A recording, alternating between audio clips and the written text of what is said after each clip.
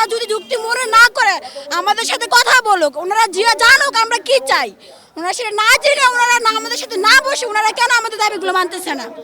কারণ আমাদের যে দাবিগুলো এগুলো যুক্তি সম্পূর্ণ দাবি, অযুক্তি কোনো দাবি আমরা কারো কাছে আদায় করিনি। আমরা শুধু আজকে না, গত 8 মাস যাবত আমরা আন্দোলন করতেছি, কিন্তু আমরা কোনো ফল পাচ্ছি না।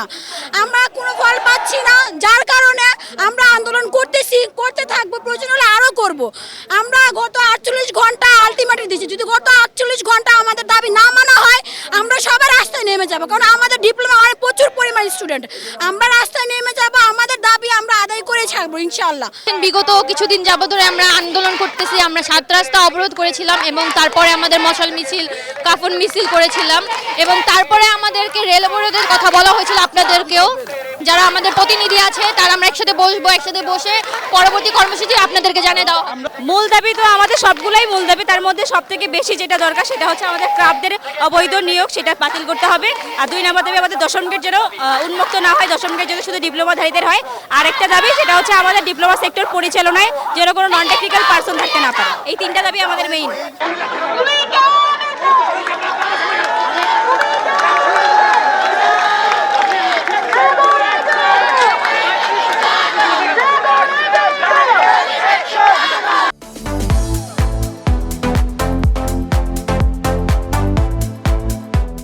আজকে আমরা এখান থেকে যে ঘোষণা দিয়েছি সেটা হচ্ছে অনতি বিলম্বে আমাদের এই যৌক্তিক 6 দফা দাবি যদি বাস্তবায়ন না হয় সেক্ষেত্রে আমরা 48 ঘন্টার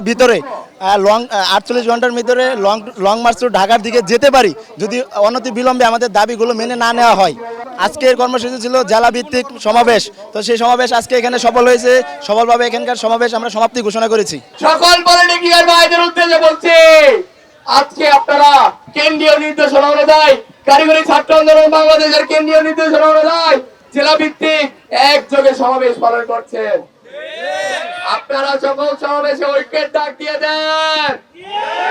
আমরা আমাদের সকল ডিপ্লোমা ইঞ্জিনিয়ার ভাইদের আমাদের পাশে চাই।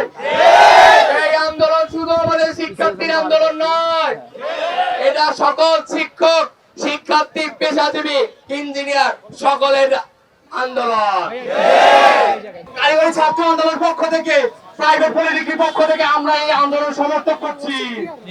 অবৈধ নিয়োগ দেওয়া হয়েছে, রাতারাতি যদি এই নিয়োগ বিধি পরিবর্তন করে এই অবৈধ নিয়োগ দিতে পারে, এই বিপ্লবোত্তর সময়ের পরে এই বিপ্লবী সরকার আমাদের এই যৌক্তিক দাবিকে এত দিয়ে বাস্তবায়ন করতে পারছে না, এই অবৈধ নিয়োগ বিধিকে পরিবর্তন করতে পারছে না।